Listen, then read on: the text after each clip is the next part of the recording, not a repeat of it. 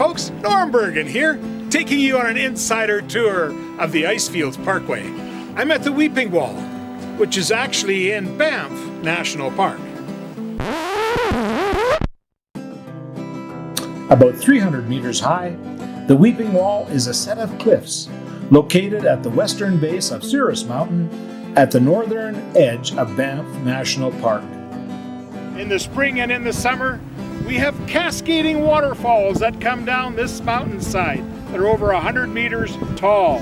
For my American friends, that's over 300 feet. In the winter, the waterfalls freeze into pillars of ice and are one of the most popular sites for ice climbing along the parkway. The falls are fed by a continuously flowing spring high up on the mountain, turning the entire cliff face into a wall of blue ice.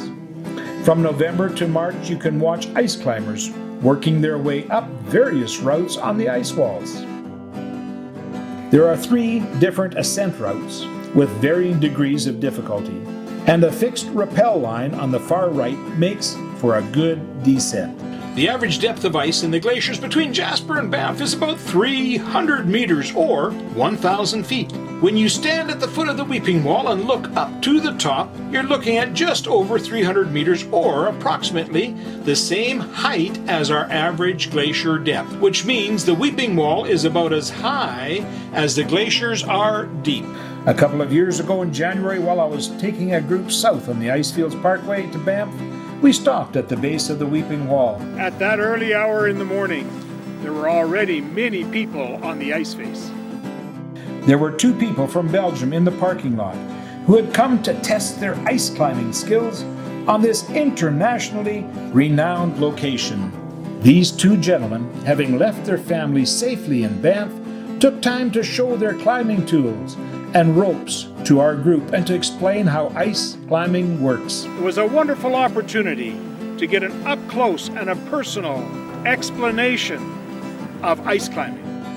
About 9 hours later, upon my return to the Weeping Wall that evening, I noticed that the pickup truck these 2 gentlemen had been driving was still there, even though all other vehicles had left.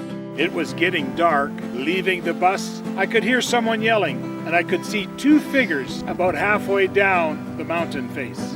One of the men had gotten tangled in his rope and could not free himself because of an accidental fall, but his safety equipment had prevented him from tumbling down the cliff face. I used a satellite phone to call for help, and the Parks Canada rescue team responded promptly. Our hats are off to Parks Canada, who come at any time, night or day, to help those in need. Stay safe, be well, and I'll see you in the mountains. This land was made for you and